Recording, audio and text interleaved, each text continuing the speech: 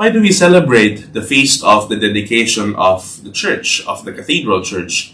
It's not the only feast regarding a building in our calendar, of course. Just a few weeks ago, at the beginning of August, we celebrated the dedication of the Basilica of St. Mary Major, the greatest Marian shrine in the West, built there in the city of Rome.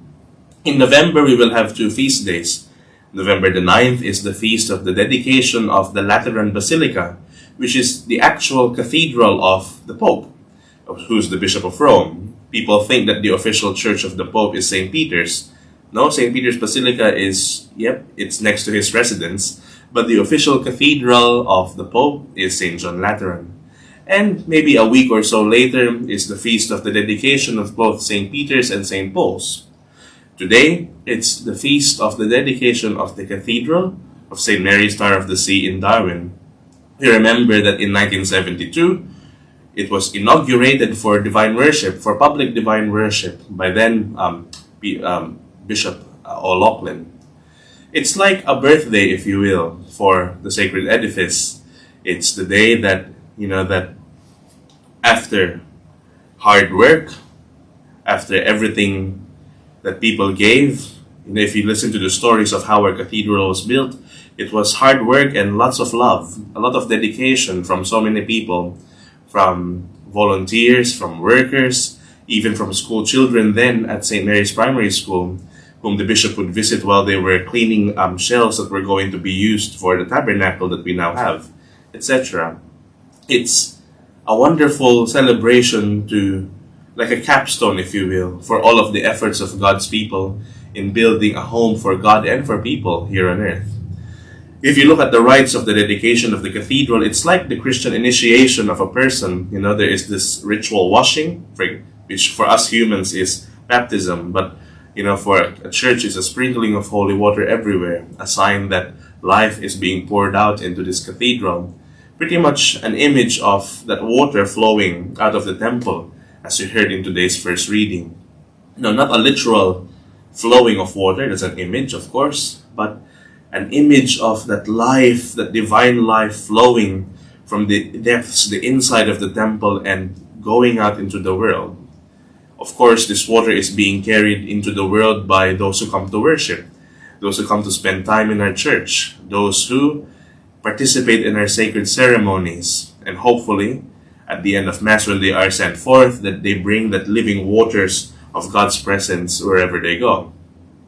Also, the cathedral is central to us because it is the main church of the bishop, Bishop Charles, and his predecessors and his successors. So today's feast is also a feast of the diocesan communion, our feast of unity and love as a whole family in the Northern Territory, as the Diocese of Darwin.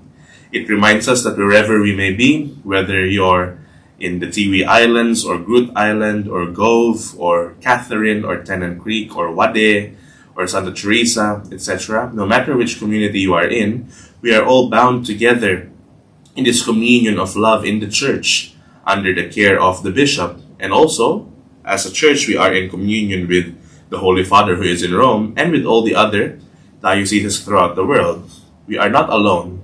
We are part of a family that keeps on expanding ever bigger thanks to God's incredible love manifested in Jesus Christ. The main point, of course, as well, is you heard in the second reading, the temple of God is sacred, as St. Paul says in the letter to the Corinthians, and you are that temple. Primarily, when we talk about the church, we are talking about the church built of living stones, which is us, the Christian faithful. We celebrate today, yes, the inauguration and blessing and dedication of a physical building. But it should remind us of the building of God made up of us. That building which is here, whether that building of human hearts, of the baptized, which is here whether the cathedral is here or not. The people among whom God dwells with great delight. And hopefully it also brings us to think of ourselves, because you and I are also temples of God, temples of the Holy Spirit. What are we doing with this temple? What are we doing to help build the temple of God made of the baptized? And also, you and I, do we continue to yearn for God's dwelling place?